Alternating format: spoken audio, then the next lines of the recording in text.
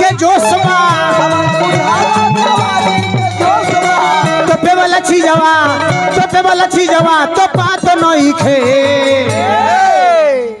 तोपे वाला चीजवा तो पात नहीं खे आ तनी हई देखो चाचा लोग छोकड़िया ले याद तनी हई देखो भैया लोग ए बुढ़ियो ले याद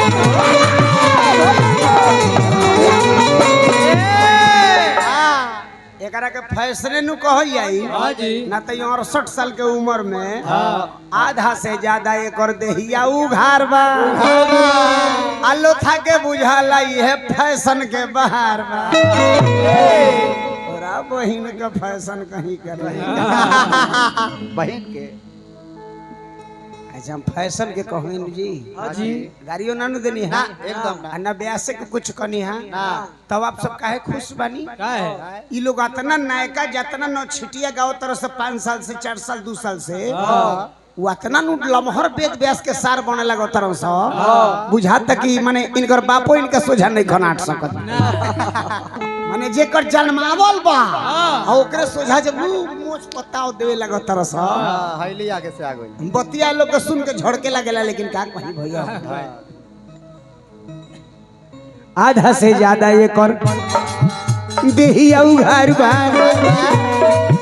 आधा से ज्यादा ई कर देहिया उघार बा हमरा बुझाला है फैशन के बा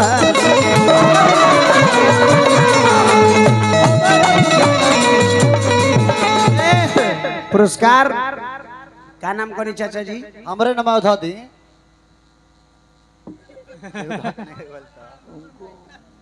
अच्छा मित्राम मिताजी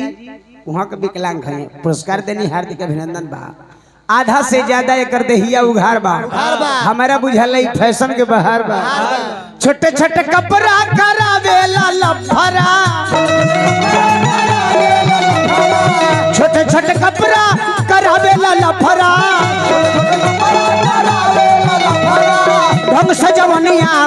ढंग से जवनिया तो बात नहीं खे तनी हई देखे चाचा लोग ये बूढ़ी हो ले जात तनी हई देखे भैया लोग छोकरिया ले जात नहीं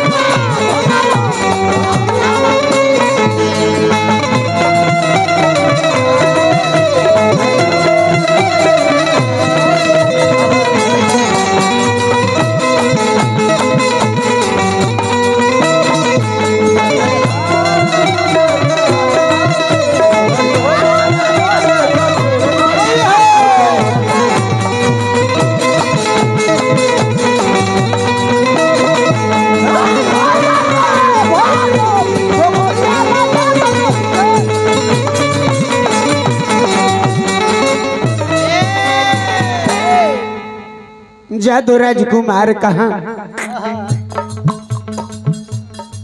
जातवा समाज हो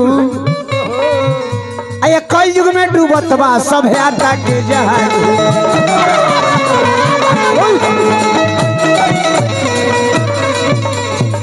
यादव राजकुमार कहाँ जातवा समाज हो कई युग में डूबत बा सब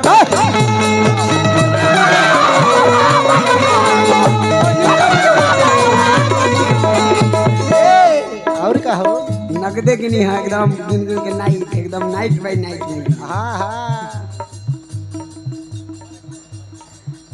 हमारे छोटे भाई आपके छोटे भाई जी भैया के छोटे भाई हमारे बड़े भाई भैया के छोटे भाई हमारे बड़े भाई 100 रुपया के धनराशि दी है हार्दिक अभिनंदन करता हूँ हमनियों के भाई जादू राजकुमार कहाँ ये जात बा समाज हो आ कलयुग में डूबत बा सभे आता के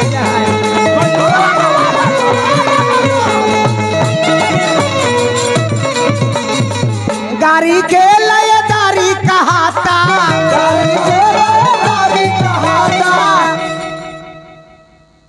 हम ही यदि प्रेम कैले बानी केहू से हम ही गीत गाओ तनी, हम ही कोनो लड़की से प्यार करतनी, चाहे अपना भारत के संस्कृति में नहीं खे एगो लड़की से एगो लड़का प्यार करे, केहू केहू से प्यार करता, और ओकरे बहिनिया यदि कोनो से प्यार करे लागे तुरंत गोली बंदूक बरछी निकल जाए।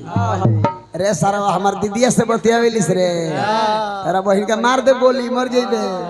और प्यार करता, वो केहू से प्यार करता, कहीं जीजा बने की कोशिश करत रे।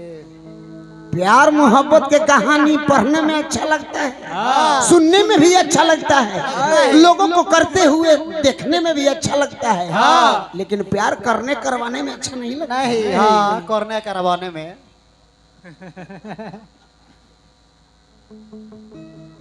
गाड़ी के लयदारी कहाता, भाव से भोजन गवात नहीं खे। तनी हाउ देखे भैया लोग छोकरिया लग